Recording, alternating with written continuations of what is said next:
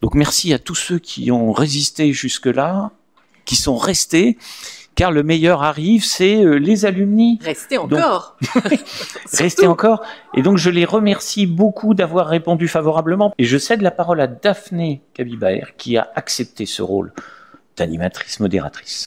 Bien volontiers. Alors, je pense que vous serez d'accord avec moi pour dire que l'Université Paris-Nanterre a une voix singulière, une identité forte et une communauté finalement qui se reconnaît dans certaines valeurs. C'est ce qui permet justement ces valeurs de transcender des générations, de transcender la diversité des formations qui sont proposées ici. Et c'est la raison pour laquelle nous avons décidé d'organiser cette table ronde, qu'on espère être la première d'une longue série. Voilà, merci aux courageux qui sont là sur cette première. Donc, notre volonté, c'est vraiment de valoriser la richesse, la diversité des parcours des alumni de Nanterre et de pouvoir présenter des parcours inspirants, entre autres pour les étudiants. Ce soir, nous avons 4 invités avec qui on va parler de sport de haut niveau, Paris 2024 oblige, mais également d'engagement politique, de service public et d'entrepreneuriat. Voilà, donc merci d'être parmi nous ce soir. On va commencer par un petit tour de table pour vous présenter. Donc on va commencer par Nassima Djebli, qui a une carrière d'officier de gendarmerie. Donc Nassima, est-ce que tu peux nous décrire un petit peu en quelques mots ta carrière et le poste que tu occupes aujourd'hui ? Je pense qu'il faudrait plusieurs heures, parce qu'en fait en gendarmerie, on change régulièrement de poste, tant missionnel que géographique. Donc aujourd'hui, si je veux être synthétique, ça fait donc 14 ans que je suis en gendarmerie. J'ai fait de la police judiciaire, j'ai fait du renseignement, tant sur l'ultra-gauche que sur le terrorisme. J'ai fait de la communication, j'ai commandé territorialement toute une compagnie avec plus de 200 hommes sous mes ordres. Et aujourd'hui, je suis chef de la mission protection contre le terrorisme au sein d'un autre ministère que le mien, donc au sein du ministère Territoire, Écologie, Logement, puisqu'on a aussi des gendarmeries qui sont détachées.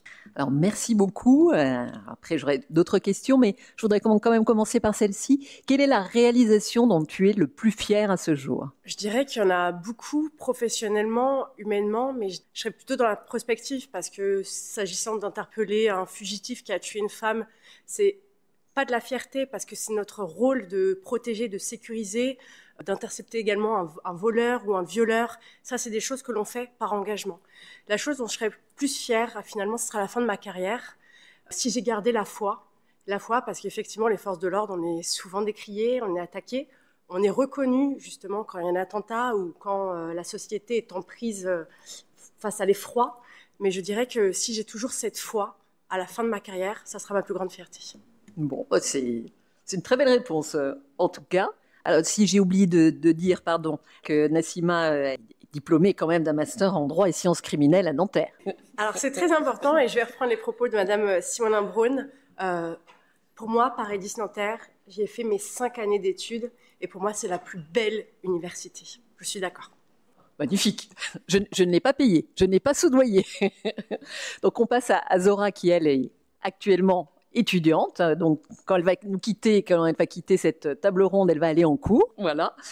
Donc, c'est intéressant parce que Zora est à la fois une sportive de haut niveau qui a eu des résultats assez exceptionnels et un palmarès qui est vraiment impressionnant en escrime. C'est également quelqu'un qui est engagé politiquement, conseillère municipale à Bagnolet, et qui suit ses études, en plus, en master de sciences politiques à Nanterre. Est-ce que tu peux nous dire quelques mots de ton palmarès ? Je te laisse choisir. Je sais qu'il y a quelque chose dont tu es particulièrement fière, effectivement. Il y en a pas mal.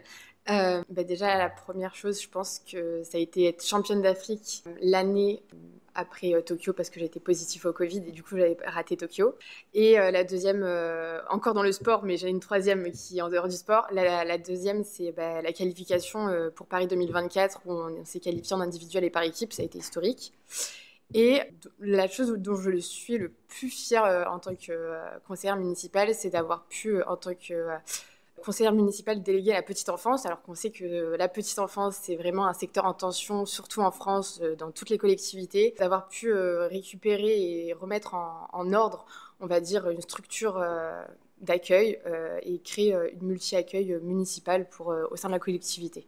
Ça a été un enjeu très important et ça a été une longue bataille sur plusieurs années et qui aboutit là en fin d'année dernière avec l'inauguration avec le département notamment. Voilà. Merci beaucoup. On arrive effectivement à Rabat, qui nous vient de Ville d'Avray, qui a donc étudié. Alors je l'ai noté. Voilà, master mécanique des structures composites, options aéronautiques et conception. Voilà. C'est ça. Tu confirmes?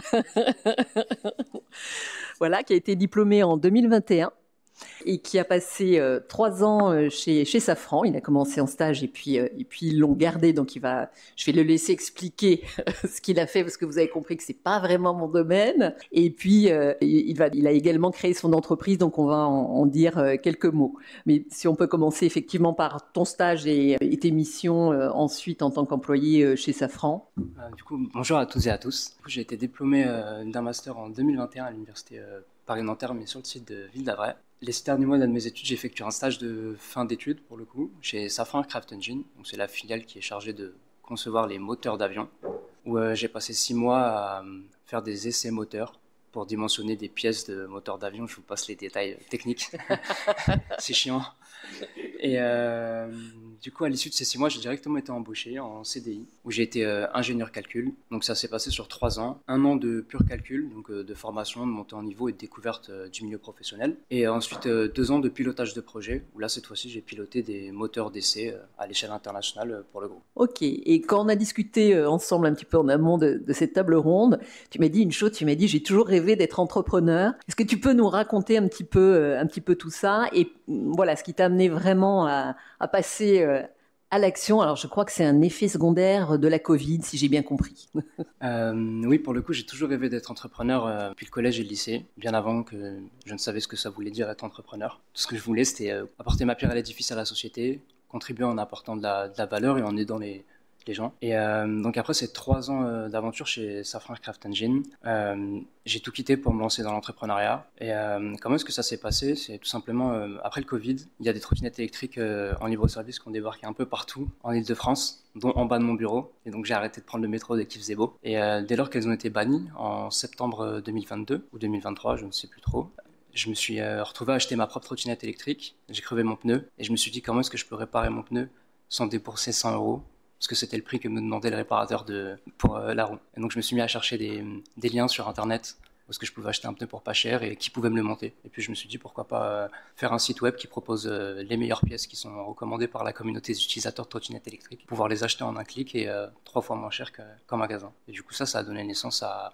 Là-bas, qui aujourd'hui est une marketplace de pièces détachées de trottinettes électriques haut de gamme. Et on a également une application mobile type GPS pour les trottinettes. Est-ce que tu peux nous dire, parce que donc tu as créé ton entreprise il y a un peu plus d'1 an, si je ne dis pas de bêtises. Alors oui, pour le coup, officiellement j'ai créé mon entreprise en octobre 2023. Depuis avril dernier, j'ai eu l'opportunité de rejoindre Station F, qui est le plus grand campus de start-up au monde, où je suis accompagné et entouré à la fois d'experts, d'autres start-upers. Donc c'est un environnement très riche et un très bel écosystème pour avancer, entreprendre et s'entraider. Et alors toi qui rêvais d'être entrepreneur, finalement, au bout d'1 an, est-ce que la réalité est à la hauteur du rêve? Alors est-ce que la réalité est à la hauteur du rêve? Ça, je n'ai toujours pas la réponse à cette question. Tout ce que je sais, c'est qu'il n'y a rien qui ressemble à ce que j'avais imaginé. Je fais du marketing, je fais des prévisionnels financiers sur 5 ans, ce que je déteste. Je dois me rendre dans des salons pour trouver des clients, signer des contrats. Je dois déclarer ma TVA mensuelle et comprendre le lexique de l'expert comptable. Donc, tout ça, c'est à la fois passionnant, plaisant, et ça me fait sortir de ma zone de confort constamment. Mais c'est mon rêve toutefois, donc je fonce. Bon, eh ben, très bien. Avant, c'était la méthode des éléments finis. Oui. Et oui, d'ailleurs, avant, c'était la méthode des éléments finis, où j'ai eu un super professeur, Monsieur Poli, qui est ici. C'est de l'humour de scientifique. Oui. Alors, on arrive à toi, Pierre-Yves. Donc, Pierre-Yves Després, qui est avec nous, on retrouve un sportif de haut niveau également en natation, donc qui va nous en dire quelques mots et qui est également aujourd'hui investi dans les métiers du recrutement chez Hayes en l'occurrence. C'est ça. Bonjour à tous les courageux qui restent déjà. Pour mon parcours rapidement, moi je suis né, j'ai grandi à La Réunion d'un papa sportif qui m'a accompagné. La Réunion, il y a beaucoup d'eau, donc il m'a mis à la natation.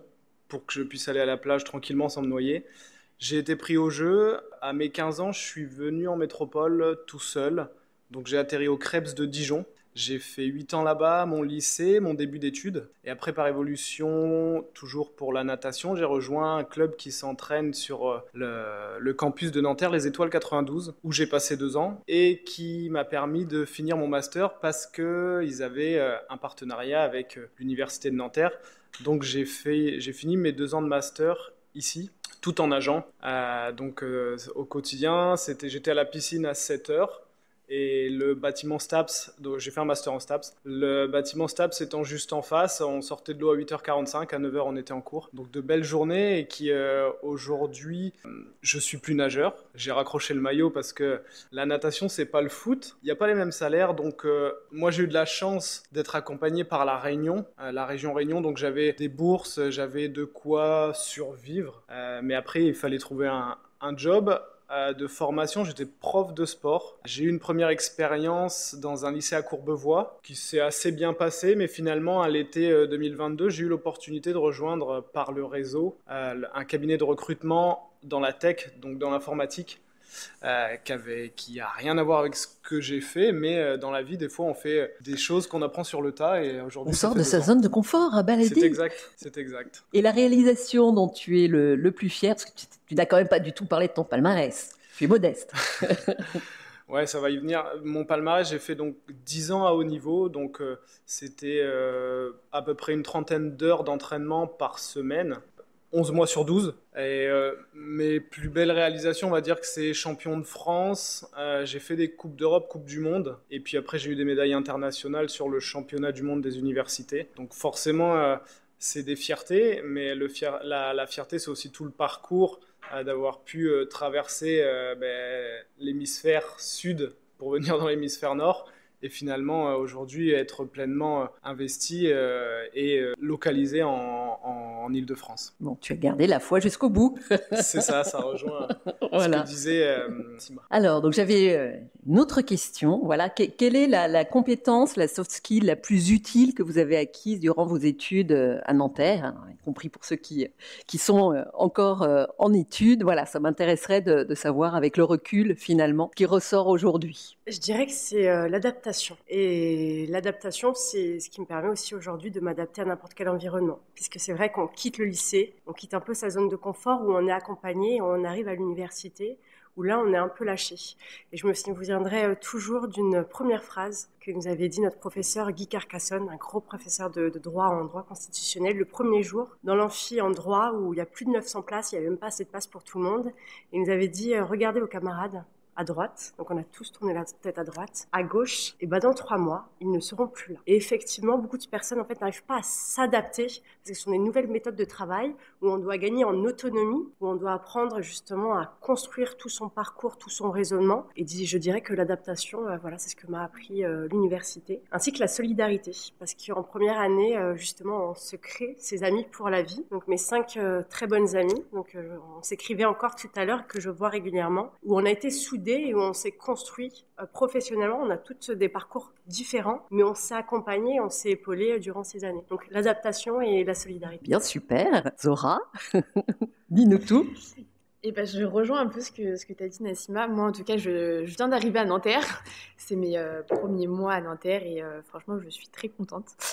Pour moi, les mots qui me viennent en tête, c'est d'abord l'organisation et solidarité, parce que oui, c'est vrai, nous, en master GCT, on n'est pas beaucoup, on est très peu. Et il y a un lien fort qui s'est créé directement dès le premier jour. Alors, on a eu un prof absent, et ce qui nous a permis d'avoir un lien tout de suite très fort à la rentrée. Donc, moi, ça serait du coup organisation et solidarité. Pareil, je reviens à Nassima.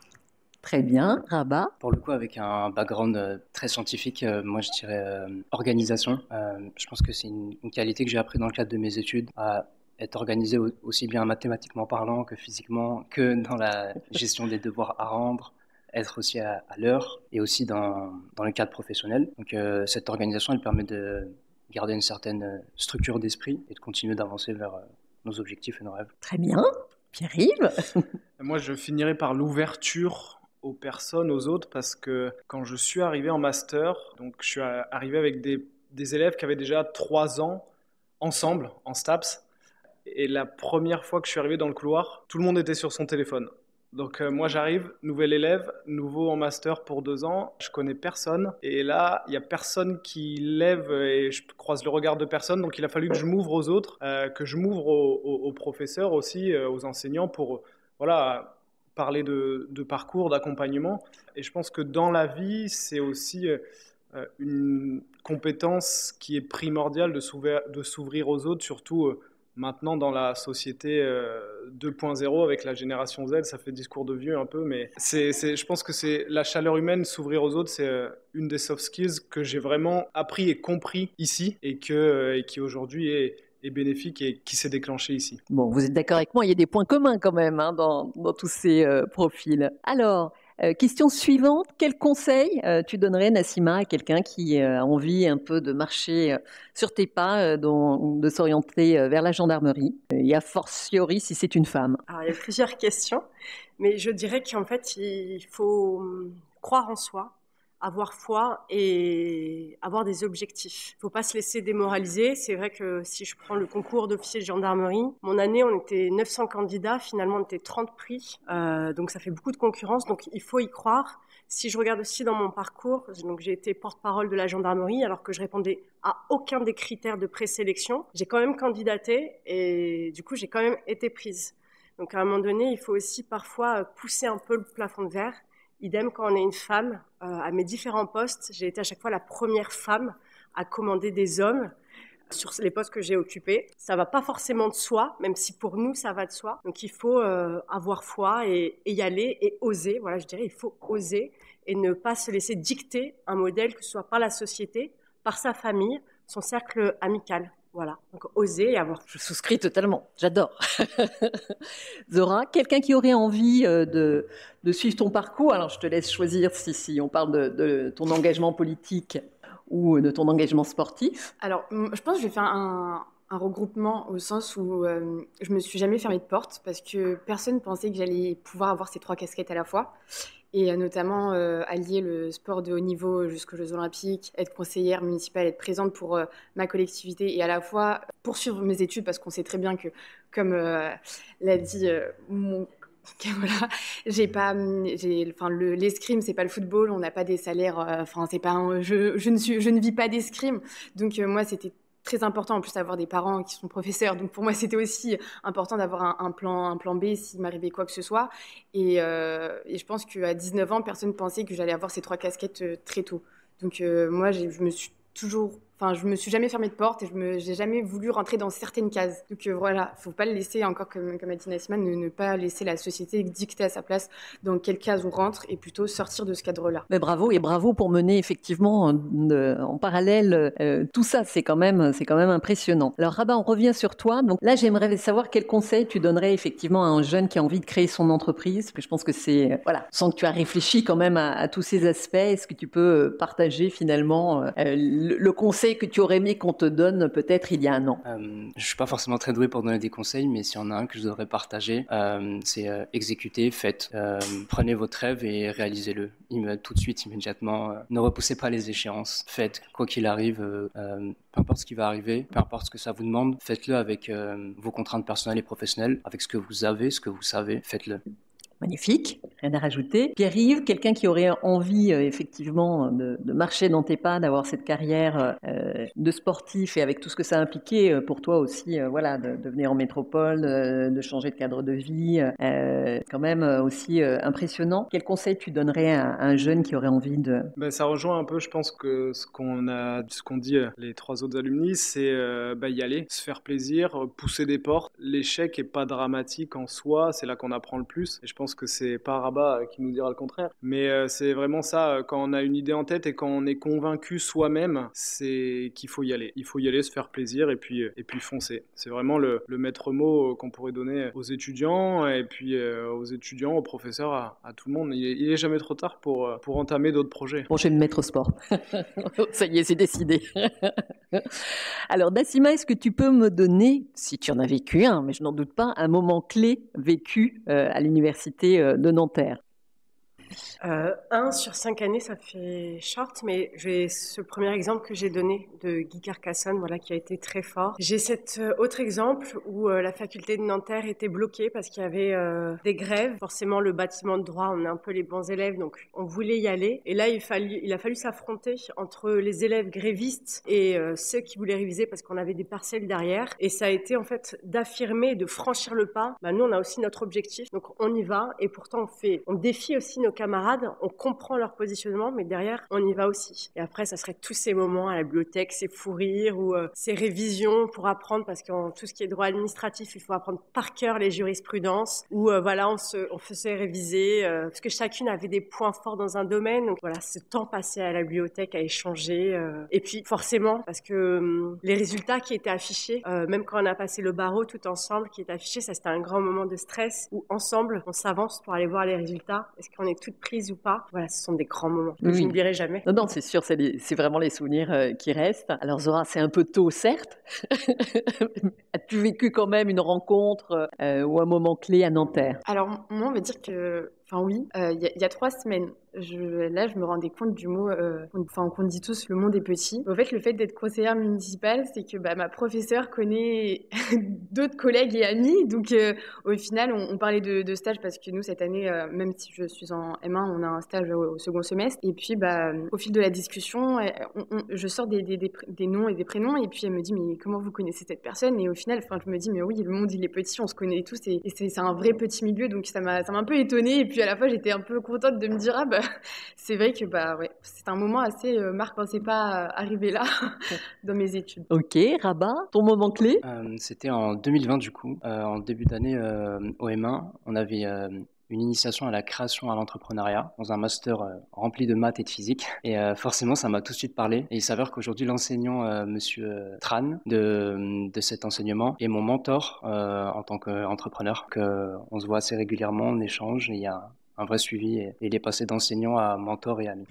Et moi, je finirai sur un souvenir sportif, évidemment, parce que c'est quand on a fait champion de France universitaire avec l'équipe de Nanterre, parce qu'il y a eu un beau parcours. On partait donc c'était la première fois que l'université de Nanterre gagnait en natation chez les garçons en équipe. Et en fait, au début de l'année, on partait de zéro. Il n'y avait pas d'équipe. Il n'y avait pas eu d'équipe depuis une dizaine d'années, avec la volonté de nageurs, de 2 enseignants qui nous ont beaucoup accompagnés de l'université. On a réussi au mois de mai présenter une très belle équipe parmi les meilleurs de France, notamment les grosses écuries Toulouse et Marseille qui sont semblables à Ferrari et Red Bull si on veut faire un parallèle à la F1. Et on a réussi avec notre équipe sur les 2 jours à remporter le championnat et ça c'était un souvenir très fort et on en reparle encore. Donc c'était il y a 2 ans. Enfin, c'était il y a 2 ans et demi et à chaque fois qu'on retombe sur les dates, les copains, on s'envoie tous des petits messages. On se dit ah bah tiens, il y a 2 ans, ce qu'on avait fait c'était beau. Donc c'est vraiment un souvenir qui est resté parce qu'on était unis, on avait l'identité Nanterre et on venait aussi d'horizons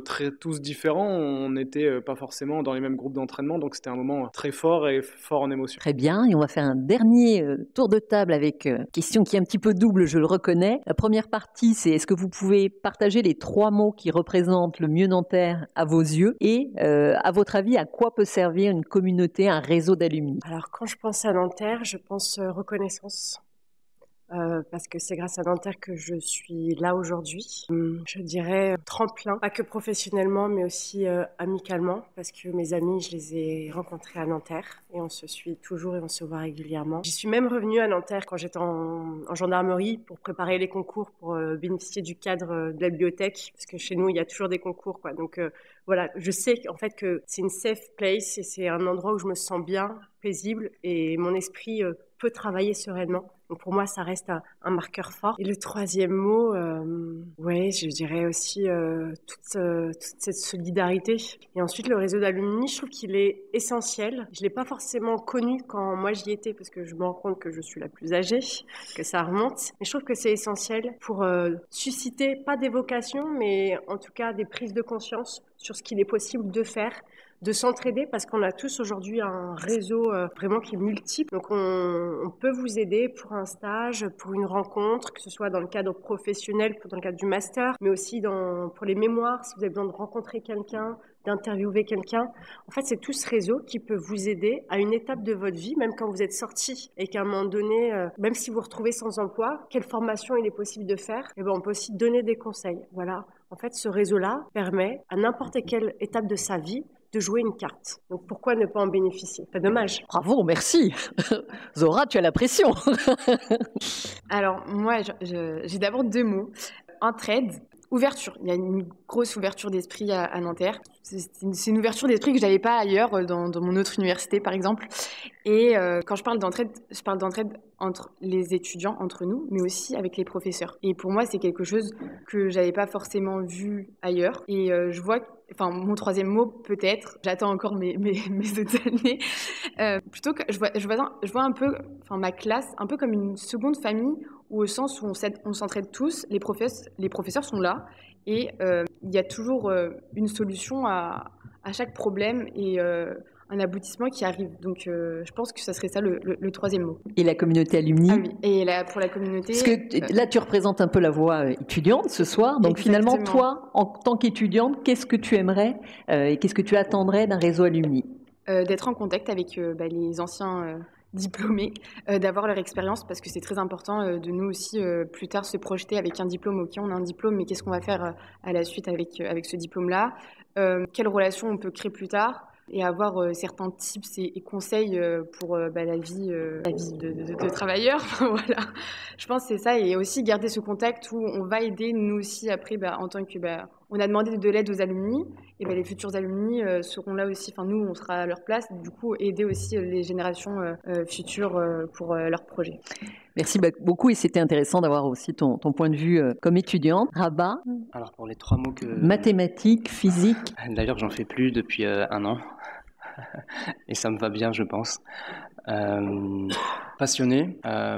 Passionné, c'est un mot que j'attribuerai au corps pédagogique, à tous les enseignants, parce qu'ils nous ont partagé leurs connaissances avec passion, et ça on le ressent et on le reçoit en tant qu'étudiant. Et ce qui permet en tant qu'étudiant de pouvoir partager avec les étudiants et les enseignants. Au-delà de partager le savoir, c'est partager les moments, les rencontres, et finalement tout ce qui fait la vie étudiante. Et avec cette passion et ce partage, ça nous offre l'opportunité de pouvoir innover. Innover, pas seulement dans le monde de l'ingénierie, le monde dans lequel j'ai baigné, ni forcément dans l'entrepreneuriat, c'est tout simplement innover dans nos vies, en allant vers nos projets, vers nos rêves. Et voilà pour ces 3 mots.